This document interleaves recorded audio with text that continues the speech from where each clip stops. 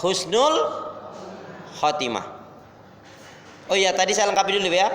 Perhatikan 5 perkara sebelum datangnya 5 perkara. Sehatmu sebelum sakit. Nggak ada ceritanya orang tuh sakit terus, pasti dia akan mengalami sakit. Tapi Bu tahu nggak hikmahnya orang dikasih sakit? Agar sadar diri, kita itu lemah, kita nggak sempurna, kita sangat terbatas. Dan siapa yang dia diberi sakit oleh Allah, dia sabar, dia ikhlas, bersangka baik kepada Allah, tetap semangat menjalankan ibadah semampunya, maka insya Allah akan menjadi penghapus dosa lagi, diangkat derajatnya dan dijauhkan dari keburukan dan fitnah. Amin ya rabbal. Itu salah satu hikmahnya. Jadi kalau kita sakit ngedumel, grundel, ada nggak yang sakit ngedumel? Gimana contohnya?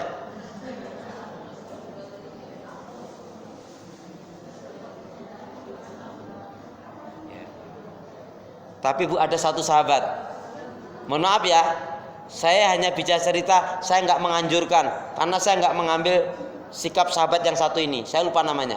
Apa Bu? Tiap bulan minta dikasih sakit coba. Unik toh? Kalau ibu mandiri silakan, tapi aku enggak, aku milih yang sehat aja. Ini ada satu sahabat, doanya apa? Ya Allah, berilah aku sakit setiap bulan sekali. Ya Pak, masalah ringan enggak, tapi nek sakit ya enak loh Bu. Ditanya, loh kamu kok doanya aneh? Karena saya yakin dengan sakit itu saya lebih bisa banyak berzikir istighfar. Saya akan merasakan nikmat karunia Allah. Dengan sakit itu Allah akan mengampuni dosa saya. Dan itu bagian istirahat saya coba. Tapi saya nggak menganjurkan loh, nek mau ya silahkan. Saya pilih yang sehat saja teruslah. Sehatmu sebelum sakitmu, sempatmu sebelum sempitmu tadi. Artinya jangan buang-buang waktu. Makanya saya tanyanya menit tadi. 1 hari 1 malam Allah kasih waktu kita 1440 menit. Pertanyaannya yang betul-betul pure untuk ibadah berapa menit? Itu kan mengingatkan kita. Jangan sampai banyak buang waktu. Nikmatani maghbunun fihima katsirun minan nas, kata Nabi. 2 kenikmatan yang banyak manusia lupa lalai darinya, nikmat sehat dan nikmat sempat. Kemudian ketika kamu diberi kelapangan rezeki sebelum jatuhnya kekurangan kemiskinan. Tapi ingat Bu, selamanya kita nggak akan jatuh dalam kekurangan kemiskinan kalau kita gemar mengeluarkan zakat, infak dan sedekah. Bu, kita nunggu kaya baru sedekah atau sedekah terus sampai kaya? Nunggu kaya baru sedekah atau sedekah terus sampai kaya? Ketika kita mau sedekah berarti kita memiliki sifat kaya hati paling tidak. Nanti bertahap. Siapa sih Bu yang pingin miskin? Makanya kita nggak boleh menghina orang miskin. Ibu, mohon maaf ya, kalau punya kakak, adik, saudara yang kurang mampu, ibu juga memberinya harus dengan akhlak yang baik. Jangan nyakitin. Ibu ngasih dia, infak sedekah sama dia, tapi dengan kata-kata yang menyakitkan, itu nggak berpahala dan berdosa. Contohnya, ya, contohnya ibu nelpon kakaknya atau adiknya atau keponanya. Assalamualaikum, ini yang adiknya saudaranya ini lagi di Bogor, tinggalnya di Bogor. Assalamualaikum. Waalaikumsalam. Mbak Yu gimana kabarnya? Alhamdulillah. Mbak Yu tumben nelpon, ada apa? Enggak, alhamdulillah.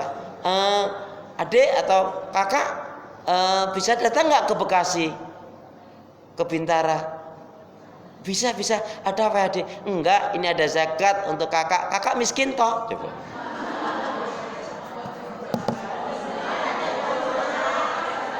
Ini contoh, walaupun dia baik memberi, menolong, tapi dibarengi dengan kata-kata yang buruk. Nggak boleh Bu, nggak ada nilainya, malah berdosa. Atau ada saudaranya datang, Assalamualaikum, bulan yang lalu udah minta Bulan sebelumnya juga minta. Ini awal bulan datang lagi, assalamualaikum, waalaikumsalam. Dikira siapa? Begitu buka pintu, kamu ada apa? Ini bude, tante, boleh? Ini mohon maaf banget. Aduh, aku lah ada kebutuhan. Tolong dong dibantu. Padahal kemarin bulan-bulan sebelumnya juga datang.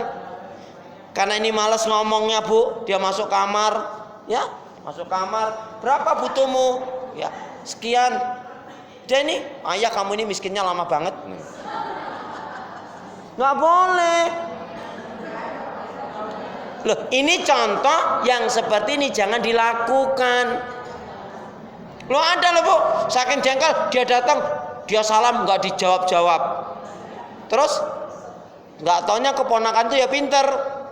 Oh, kayaknya nggak ada deh. Ya udah deh, pulanglah. Nanti aja deh kesini. Nggak taunya dia ngumpet. Ya, ngumpet. Dikira ini sudah apa?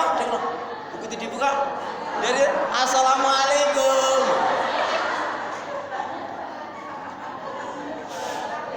Ya Allah, ya Allah. Kok ya eneng ya? Astagfirullah. Aku ya enggak ngerti loh, Bu. Di sini banyak inspirasi loh, Bun. Aku bisa berimajinasi, dapat inspirasi di sini banyak. Ya Allah. Astagfirullah. Ya Allah, ya Allah.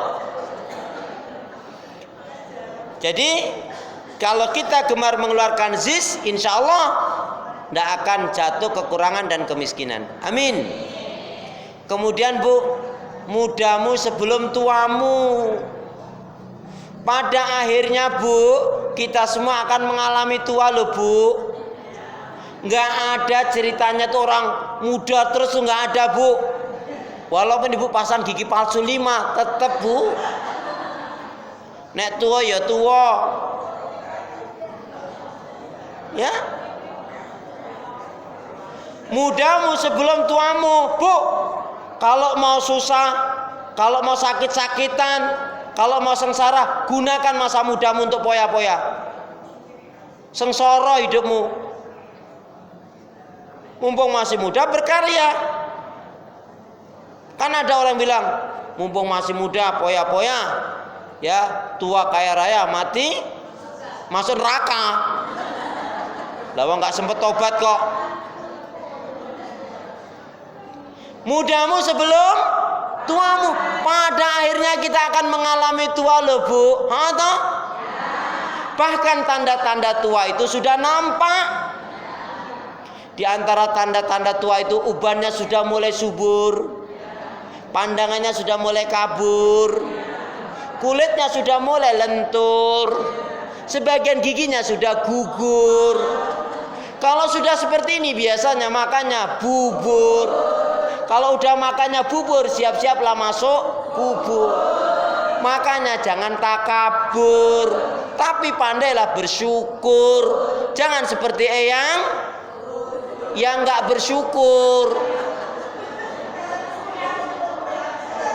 Nauzubillah min zalik.